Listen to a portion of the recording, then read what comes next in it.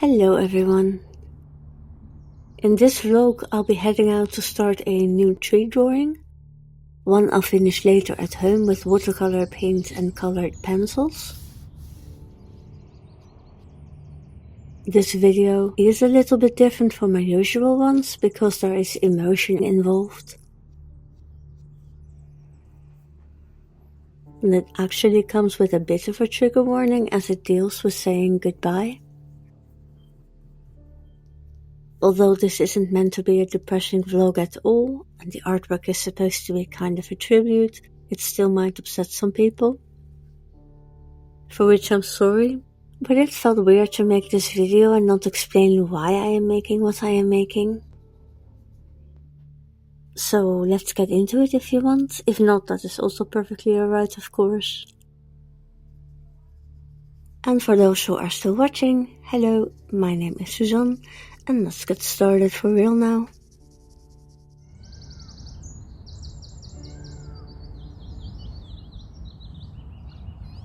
On this day I was searching out a very particular tree. Which was this one, the subject of today's drawing. And there's a reason I chose this specific willow, this particular shape, which I'll talk more about when the drawing gets underway.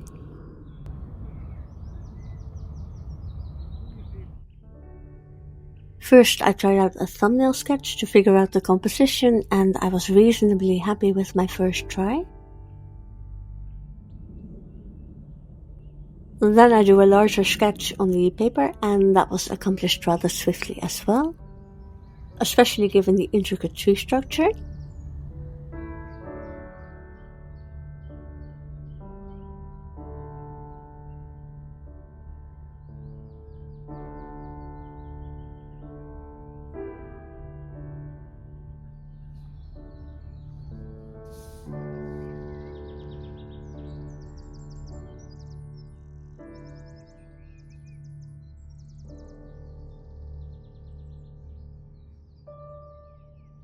Now as to why I chose this particular tree, I'm afraid I'm not going to be able to express myself clearly, at least not fully. It's more of a sentiment, a feeling than a logic thing.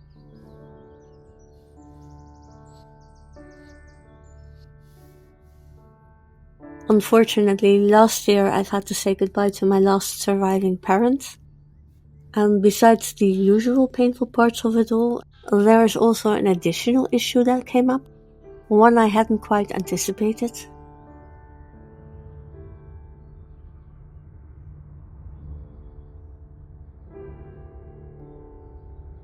This parent and I, we were, when it came to certain subjects, very similar. And now these similarities are no longer, well, shared. At least not one-on-one, not on this earthly plane. I found it sort of adds another dimension to the whole grieving process.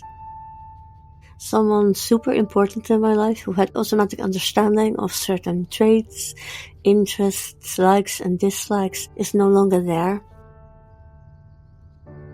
So outside of missing a parent, I'm also kind of left missing a partner in crime, for lack of a better word, or words. I've been trying to come to terms with all of that, and after one particularly restless night, I felt compelled to search for this tree and draw it. To somehow express what I've been thinking and feeling.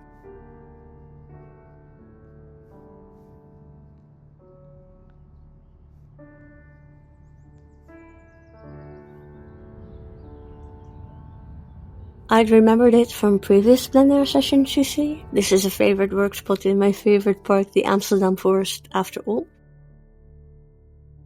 And this particular tree sort of represents for me how you can be cut from the same cloth, as it were, share roots, and still be two entirely separate different entities.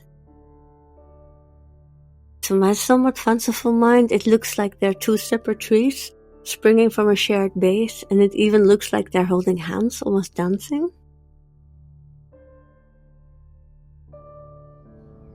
I know it doesn't represent the traditional parent-child role very well, but that's not what I'm trying to get at anyway. Again, I can't put the feelings behind it all into words very well, And it was so clear to me on the morning I headed out to find this tree, which is a little bit frustrating. I wish I could speak clearly on it, but that clarity is sort of gone from my mind. I still hope that made some kind of sense though.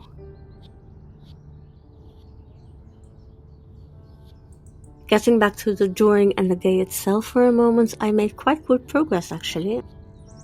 I did not spend all that much longer on this drawing than usual, but I seem to have upped my drawing speed, at least on this day. Which in and of itself was fine, by the way, the day I mean.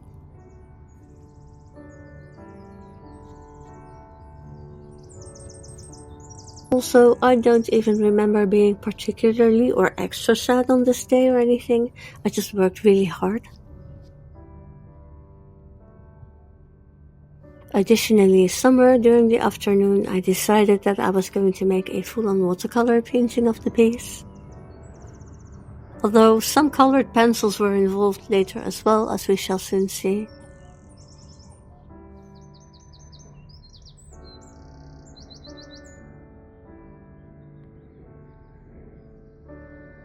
We come to the last footage of the day, the drawing in front of the subject.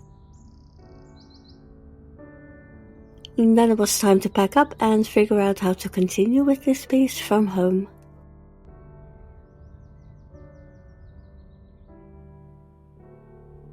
Now, I'd already started to attach quite a bit of importance to this one, which is always tricky. You know, you get scared to ruin it. So I went back and forth on how to proceed quite a few times, and plans definitely kept changing. First I did some more work with fine liner, getting it ready for the watercolor phase.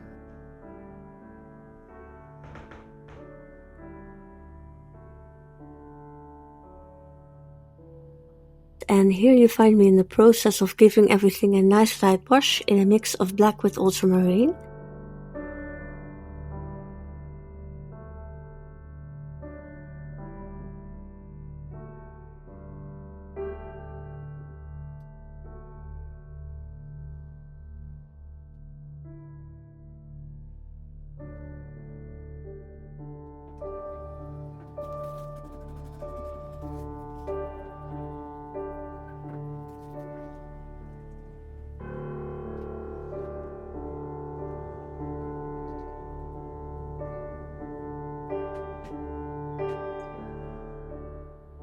Now I really like this.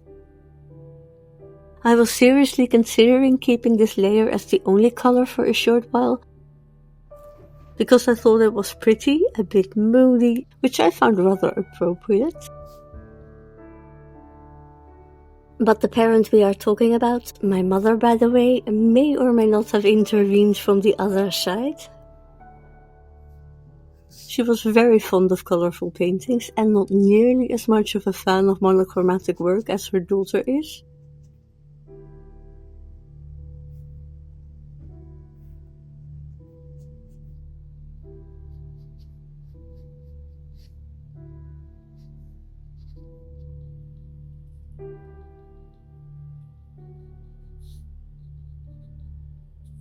And so, after all of that fine liner work, the idea of keeping it mostly monochrome finally and fully went out the window. And out came my German Lightfast pencils.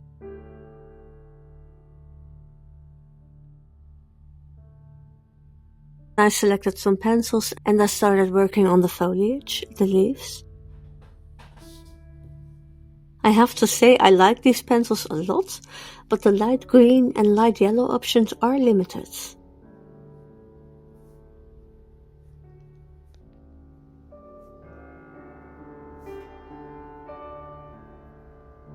This probably has something to do with the light fastness of it all, but if you're wondering at my color choices, that is why.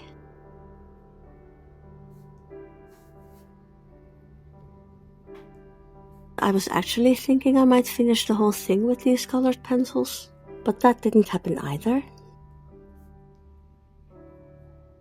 Like I already said, plans, ideas kept changing around, and I really had to feel my way to the end result, as it were.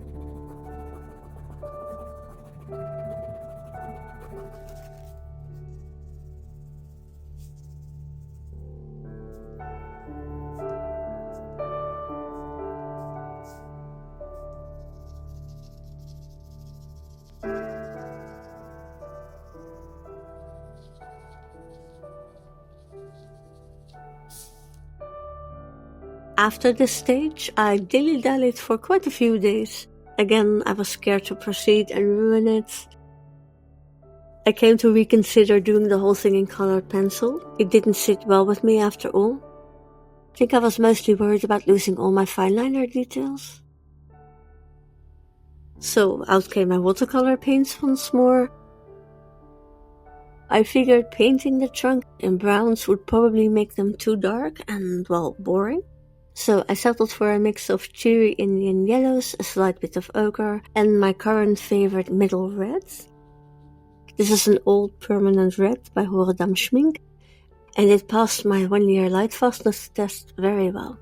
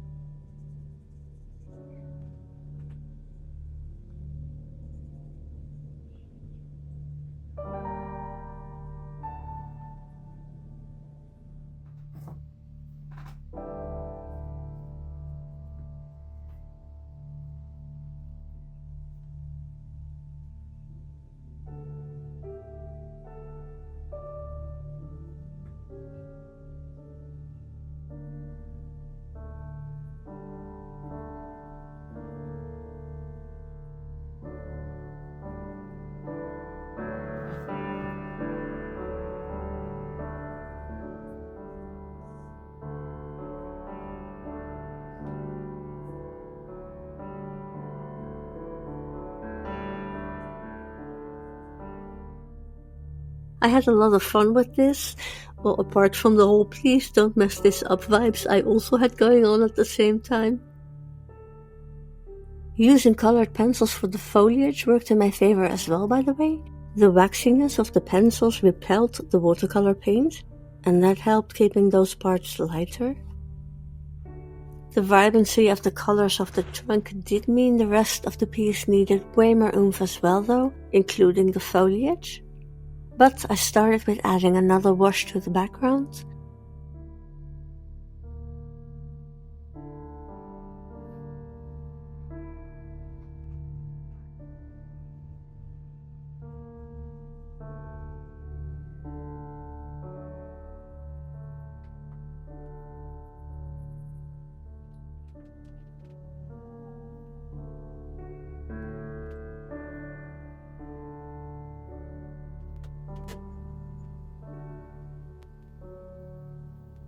At first I thought I wanted a slightly warmer and also fairly light wash, but in truth I wasn't all that impressed with it.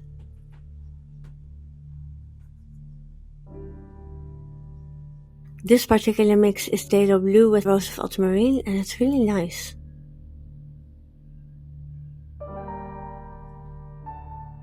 Then I wanted to use up the remaining paint as a wash for another drawing, and there was quite a bit of blue left on the mixing plate. So I mixed that in, and then I simply fell in love with that color. Look at how beautiful it is.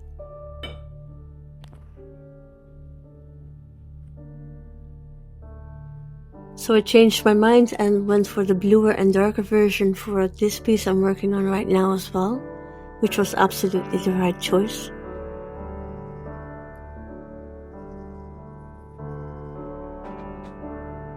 My mom would have loved this color too, by the way. This is right up her alley. She was very much a lover of blue and also purple.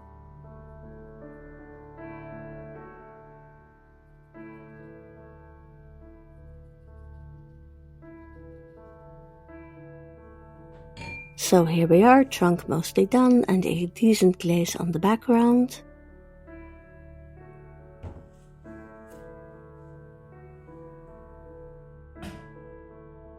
The foliage on the tree trunk looked kind of wrong to me at this stage.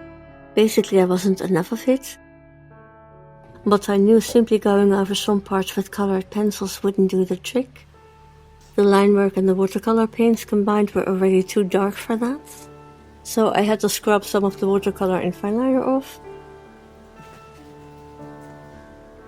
Fortunately, I'm working on Fabriano Artistico hot press watercolor paper 300 GSM, which can withstand quite a lot of work. I started using this paper last year and I'm quite a fan by now. It holds up really well.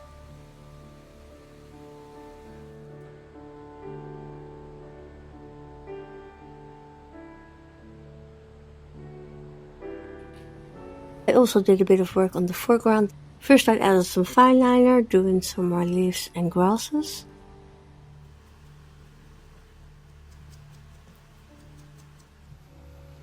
But then I decided to scrub some paint off of there as well, to get some of the light back and to give some height difference to the grasses. It was all a bit too much on the same level, making it look unnatural.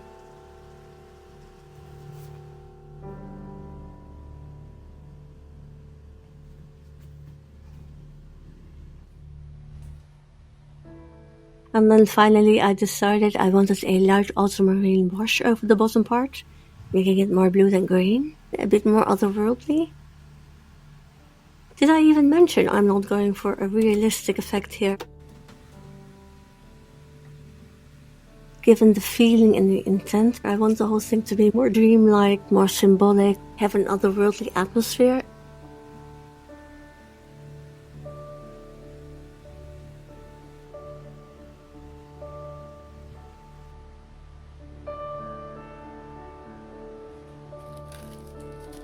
Now, as far as the foliage is concerned, back to the colored pencils.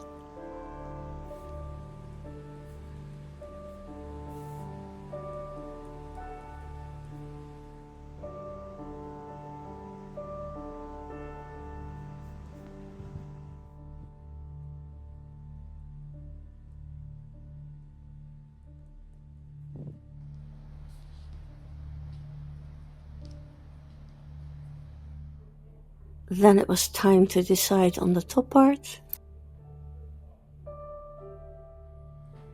I figured making the foliage, the leaves, denser and darker at the top was the right way to go. First I added some more line work. Then I colored with my pencils, but this didn't feel quite right after all.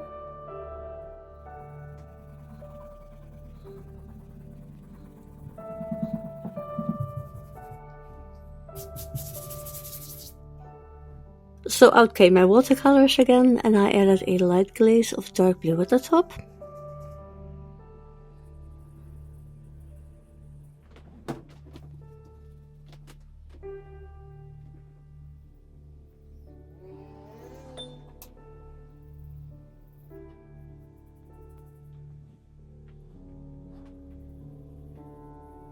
First only ultramarine was used, but later I got out what was left of my purplish blue mix, and I used that to tie things in a bit better.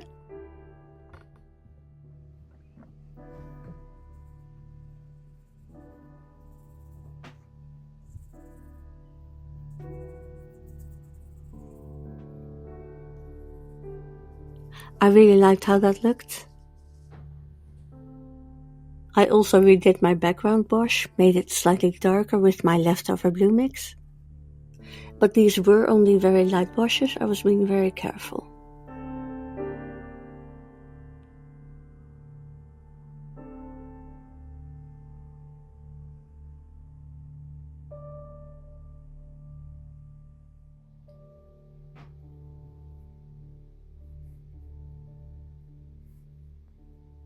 I could feel the painting was entering the final phase here. Still, I added some more colored pencils to the leaves. I even used some very dark blue to shade the very top, added a tiny bit of purple as well.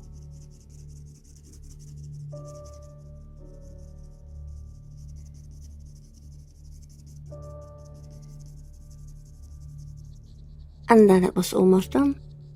Except, as per usual, some final tweaking was done off camera.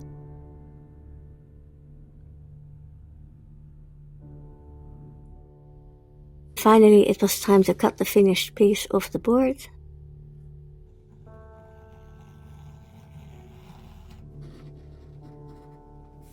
I am rather happy with this one, I have to say. I like how it did turn out a little bit otherworldly, and I think I kept the middle part sufficiently light and bright.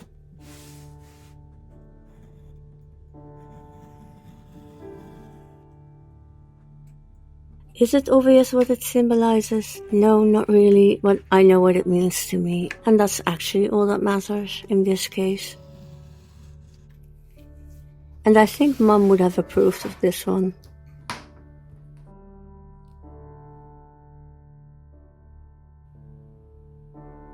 Let's see the final scan now, shall we?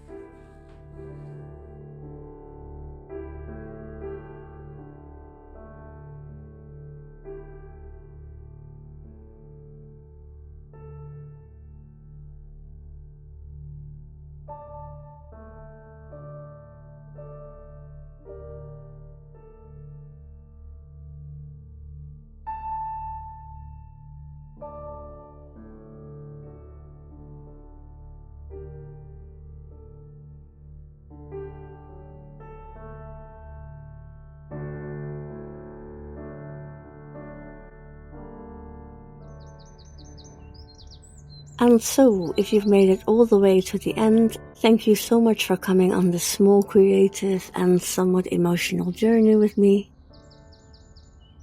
I wasn't sure if I should post this vlog, but then I thought maybe other people might be going through the same thing. If that is you, you have my sympathy. Things like this are a part of life, but that doesn't make it not hard. Again, thanks so very much for watching, and goodbye.